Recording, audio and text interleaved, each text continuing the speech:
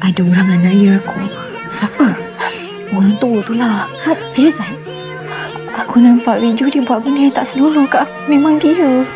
Tapi bukan dia ke berdiri nak tolong kau masa tu? Lakonan je. Aku nak kau tolong aku hantar video ni dekat Syed Anas, peguam persatuan kita. Kau minta lah dia tolong buat something. Maya, kamu tak nampak mana menghilang?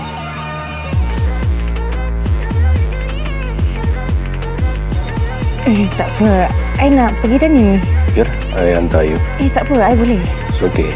Susah sangat nak naik taksi apa semua. Saya hantar you. Come. Sorry babe, aku tak sangka pula di balik awal. Tak apa. Apa yang berlaku seterusnya terpulang kepada anda. Elevate. Layari pautan di profil.